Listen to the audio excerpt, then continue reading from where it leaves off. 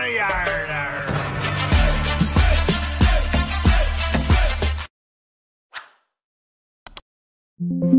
नमस्कार दोस्तों, मैं आपका दोस्त ब्रजमान सिंह अपने यूट्यूब चैनल बीबीएन ट्रेडिंग में आपका स्वागत करता हूं। ये वीडियो प्योरली एजुकेशन पर्पस से, इसमें हम सीपीआर के 15 प्राइजेक्शन पैटर्न को सीखते हैं, समझते हैं और उनको हम लाइव चार्ट के जो चार्ट बना हुआ होता है उसमें हम अप्लाई करते हैं with the risk reward ratio के हिसाब से। तो हम स्ट्रक्चरली और नामवाइज हम पैटर्न को एक बार रिकैप करते हैं और उन्हीं को अप्लाई करते हैं। ये हमारे पास OD setup, OD rejection, evening star, morning star, pivot pressure trade, ये है हमारे पास वर्जिन सीपीआर। ये virgin CPR as a support और रेजिस्टेंस का काम कर सकता है। ये है हमारे पास green candle retracement, green candle breakout, red candle retracement, red candle breakout, M reversal, W reversal.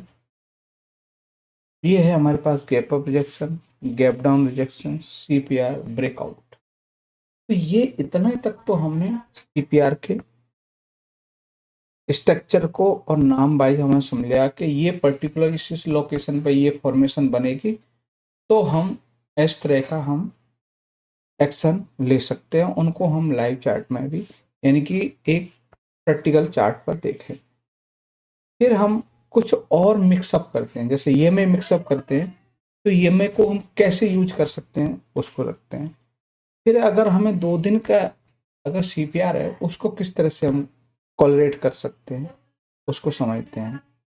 फिर हम ये देखते हैं कि आज सीपीआर नैरो है तो ब्रेकआउट पॉसिबिलिटी दिखा सकते हैं और ट्रेंडी हो सकता है। अगर वो वाइड है तो साइडवेज होने की पॉसिबिलिटी है। फिर ट्रेडिंग के लिए जरूरत क्या होती है? एक सेटअप जिसमें हम अभी जिक्र कर रहे हैं, दूसरा आपका रिस्क मैनेजमेंट और तीसरा साइकोलॉजी होता है।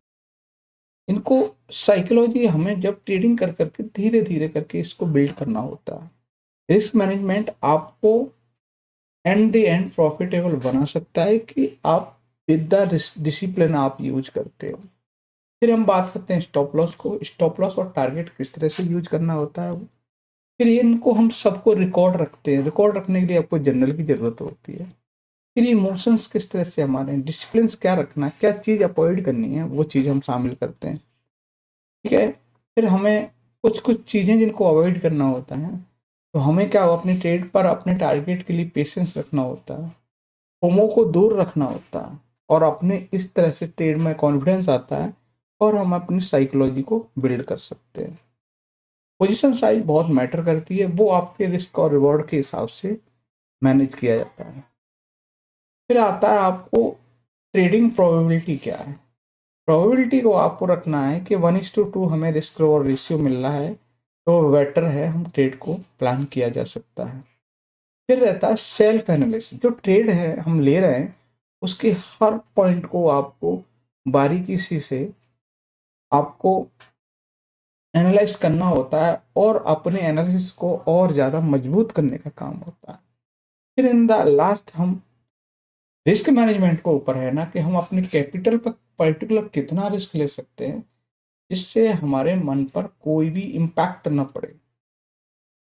तो हमने ये पूरा ये चीज देखा कि ये सेटअप है तो इसके लिए ये चीज की आवश्यकता है हो सकता। अब हम कुछ एग्जांपल ले लेते हैं आज के ही दिन।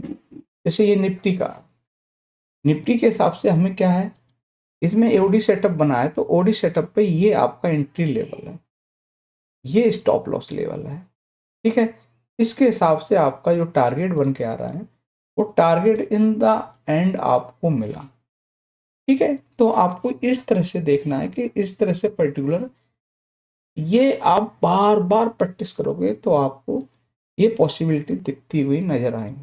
फिर बात करते हैं टीसीएस, जिसमें आपको ग्रीन कैंडल रिट्रेसमेंट के हिसाब से एक मूव देखने को मिला।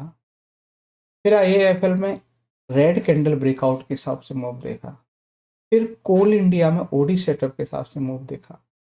फिर आईसीआईसी प्रूडेंशियल में रेड कैंडल रिट्रेसमेंट के हिसाब से मूव देखा और इसका ये टारगेट है। हालांकि टारगेट से ऊपर नीचे कुछ भी जाए पर आपको ये अगर पर्टिकुलर है तो उसको टारगेट के अंदर आपको दिखना चाहिए कि आपका 1:2 मिल जाएगा कि नहीं मिल जाएगा। फिर उसके बाद में ग्रासम है, इसमें भी आप ओडी सेटअप के हिसाब से मूव देखने को मिला।